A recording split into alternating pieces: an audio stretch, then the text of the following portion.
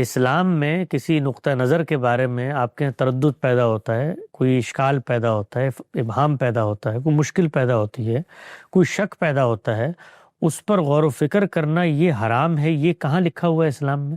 تو یہ جو باتیں ہمارے یہاں کہی جاتی ہیں نا کہ جی اسلام میں آپ اگر کھڑے ہوئے تو آپ کسی شک، بھائی پہلے یقین پیدا ہوگا اس کے بعد شک ہوگا نا، یقین پیدا ہی نہیں ہوا تو پھر اس کے بعد کہاں سے شک پیدا ہو جائے گا؟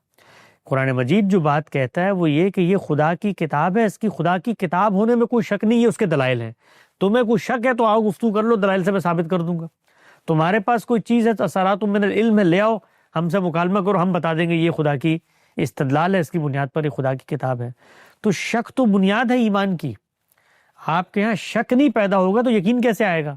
یقین تو آتا ہی شک کے نتیجے میں ہے۔ تو اسلام کا ہم لوگ شعوری طور پہ مسلمان نہیں، ہم نسلی طور پہ مسلمان ہیں۔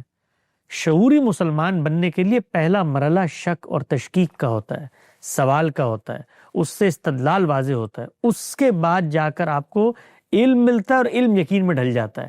جب علم یقین میں ڈھل جاتا ہے تو وہ جن کا ڈھل جاتا ہے وہ گفتگو کر کے لوگوں کو کہتے ہیں کہ جس چیز کے بارے میں تم شک میں پڑے ہوئے آؤ ہم تمہیں سمجھاتے ہیں۔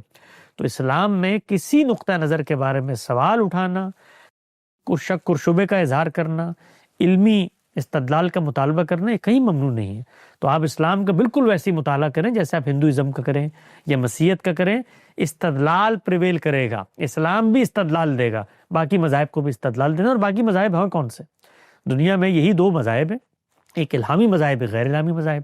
تو یہودیت اور مسیحیت تو اسلام ہی کے فرقے ہیں، وہ انہوں نے اپنا نام یہ رکھ لیا۔ اللہ تعالیٰ کہتا ہے کہ یہ تو اسلام ہے، شروع سے آدم علیہ السلام سے لے کے پیغمبر تک ایک ہی ریلیجن ہے۔ تو وہ تو الہامی کتب کے اختلاف کے مسائل ہیں، وہ تو ہماری داخلی گفتگو ہے، وہ تو ہم کرتے رہیں گے۔